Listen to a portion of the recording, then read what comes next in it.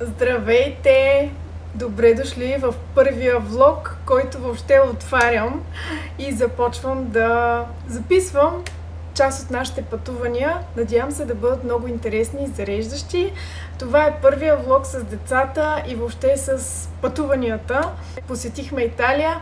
Основното ни движещо ядро, така да го кажа, беше зоосафарито в Фазано, и оттам нататък нагласихме цялата програма. За него ще има отделно видео, второто видео, което ще кача в канала, за да мога да разкажа малко по-подробно за всички, които се интересуват и им предстои такова пътуване.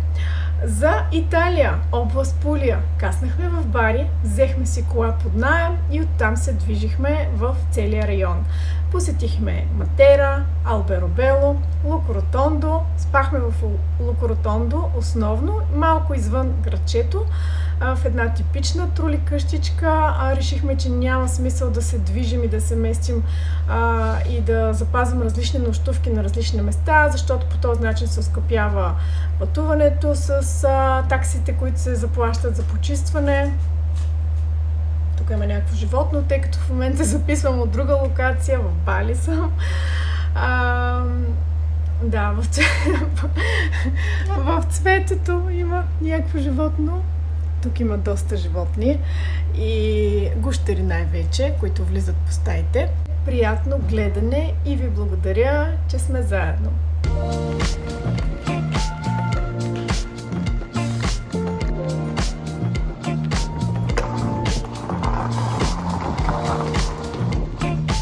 Вече сме почти в Лукоротондо.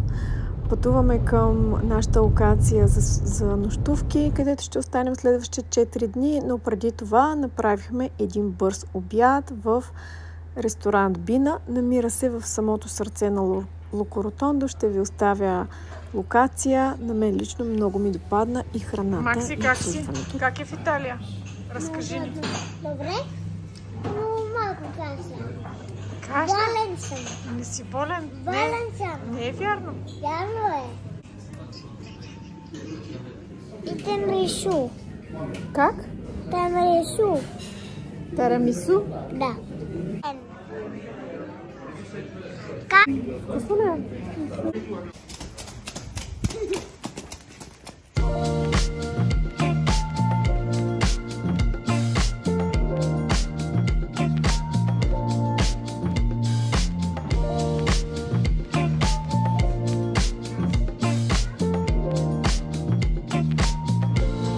Децата нямат търпение.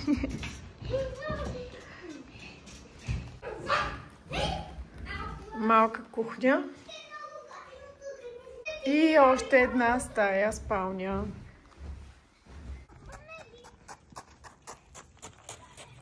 Ето го дворчето.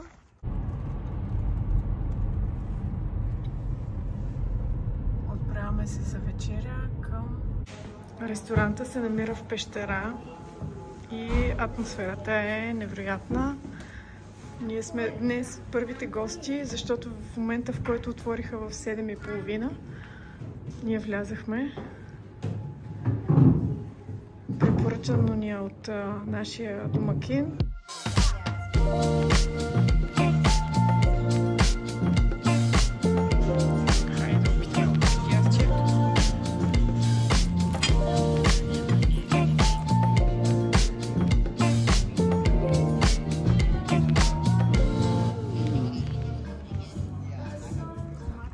След дълъг ден, как изглеждат нещата.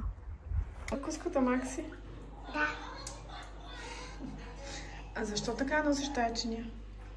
Да я ближа. Защо я ближиш? Като буба съм. Вече имаме и готова закуска.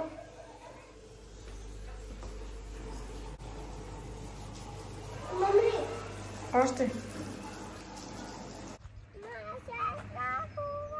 Макси, слез, защото няма да си играе повече с тебе. Моля те.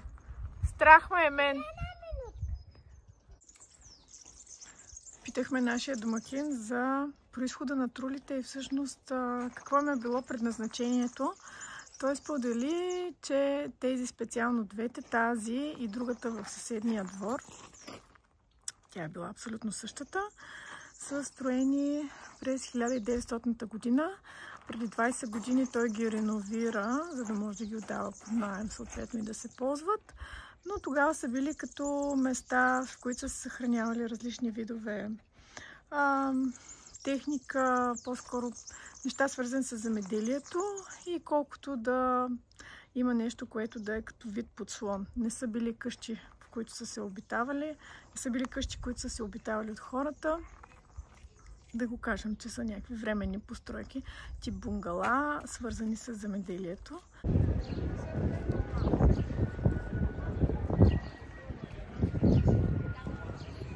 Днешната ни разходка ще бъде в град Матера и сме се отправили към Стария град.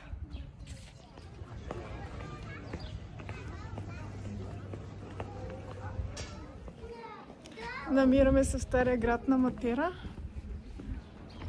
и ще ви показвам различни видове гледки от тук.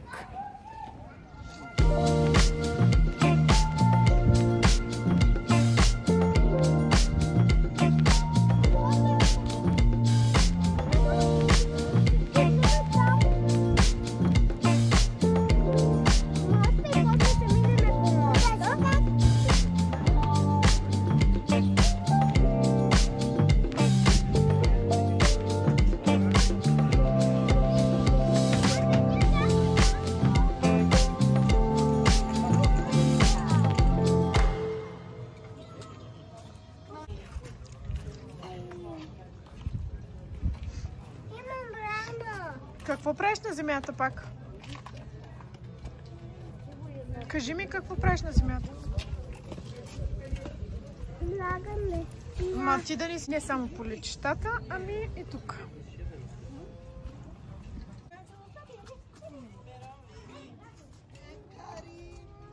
Като се разходихме из Старият град в Матера, тръгнахме да търсим хубаво джелато. И това беше следващата ни спирка. Някои уморени, но все още заредени с енергия, за да стигнат до джелатерията.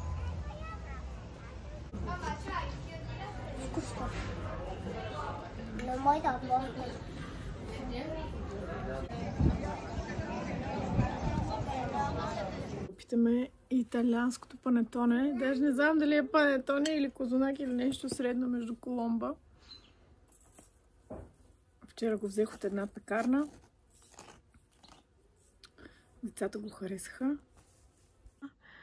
30 евро беше килограма, този е 750 грама. Значи това струва 22 евро. Покрите с доста шоколад и вътре има шоколадови парченца.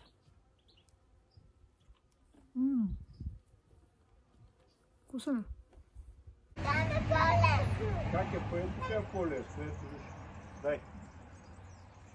Сърдицам ти. Добре, айка часата.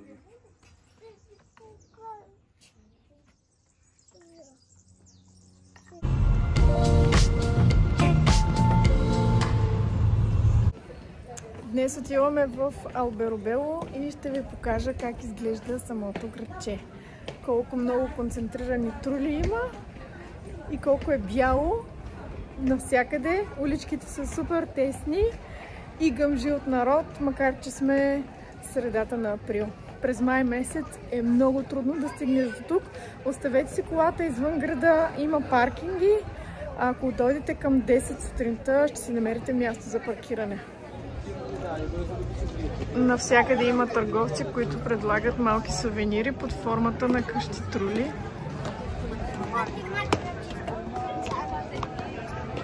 И ето градчето как изглежда. Познато ни от всички снимки и картички.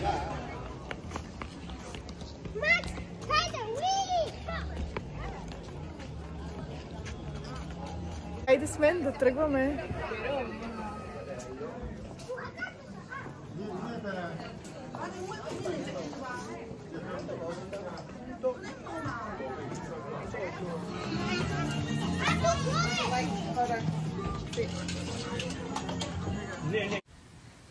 Много от вас ме питат дали децата оценяват това пътуване.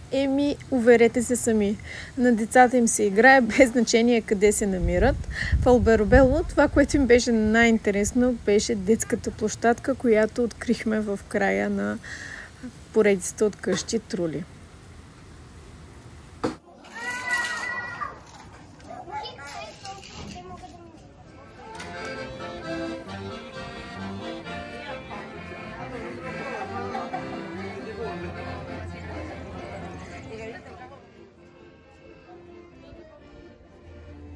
Градчето е малко. Тази концентрираната част с трулите може да разгледате за около час и половина максимум. Това е детската площадка, която открихме и прекарахме може би около час там. След това може да се разходите из тесните улички или да седнете на някои от заведенията на площада, както направихме ние. Първия перо за тази почивка, ден 4. Даже закъснях.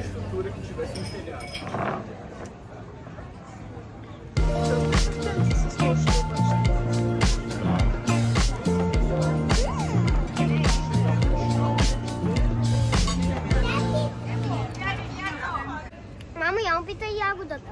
Харесва ли ти? Да. Дидо, ти как си? Окей. Харесва ли сладоледа? Да. Супер. Благодарим, че ни заведе в Италия. Той се е нахапал.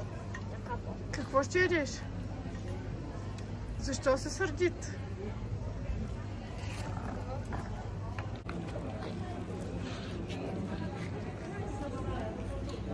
Вкусно ли е? Да. Не се ви замръзнеш мозъка. И после не може да говорим. Томата, спагети и пица. Пица! Пица! Томата, спагети и пица. Вечерта избрахме да вечеряме отново в Лукоротондо, тъй като ни е най-удобно. Къщата ни е на 3-4 км с кола от самия център. Има платен паркинг точно по средата в градчето и е най-удобно за паркиране и за спиране. Точно поради тази причина, когато децата са уморени, избираме кратки версии, най-краткия маршрут за нас, така че да можем да се вместим във времето. А гледката, която ви показвам, е отгоре в самото градче.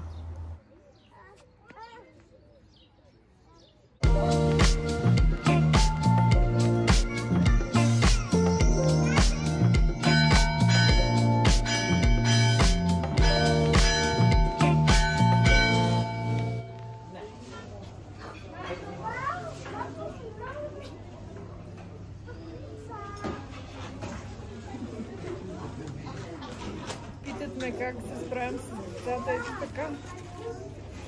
Първа вечер на...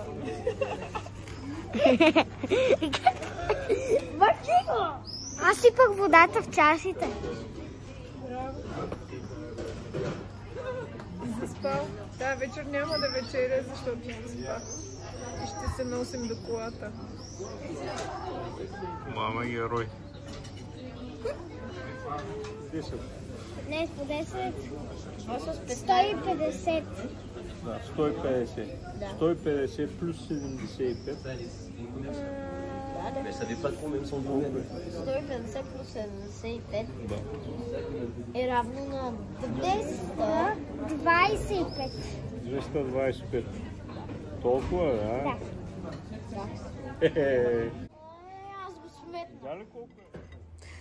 Този ресторант Белведере също ни беше препоръчан от нашия домакин, но агнешките котлети ни бяха силната страна, пицата и пастата бяха окей. Добре, супер сте! Браво! Тримата! Хайде! Днес ще посетим и парка на динозаврите, който също беше в района. Видяхме го съвсем случайно на картата, не ни беше препоръчан, но решихме да се отбием. Честно казано, очаквах малко повече от макетите. Разглежда се доста бързо, за около 15, 20 до 40 минути. Беше подходящ повече за по-малки деца. Макетите наистина са интересни, но пак казвам, спокойно може да го пропуснете, тъй като не е някаква особена атракция. Тате, този кой е? Този кой е?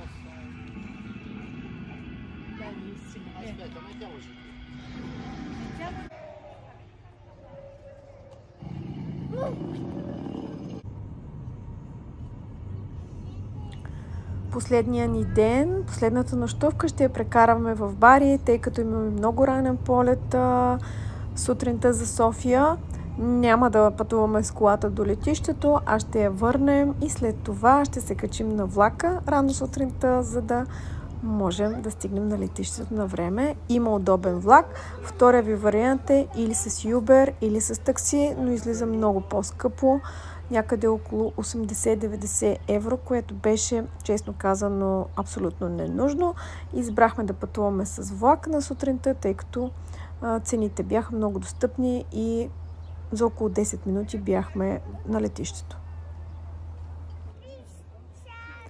Нашата почивка и екскурзия вече е към своя край, затова награждаваме децата с последното джелато от Италия.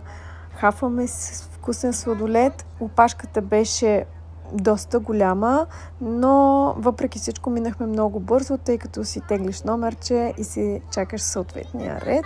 Сладоледа беше наистина много вкусен. Казваме си чао и до нови срещи, Италия! Благодаря ви, че останахте с мен до края на това видео. За мен беше много важно да го разкажа такова каквото е в истинската му същност, без някаква целофанена опаковка, без предварителни заучени сценарии, абсолютно разказано от сърце, такова каквото много от вас ме помолиха да бъде. Със сигурност има много неща, които трябва да подобря, но и това ще стане с времето. Оставете ми в коментар какво ви е харесало или просто напишете нещо от сърце. Благодаря и до скоро!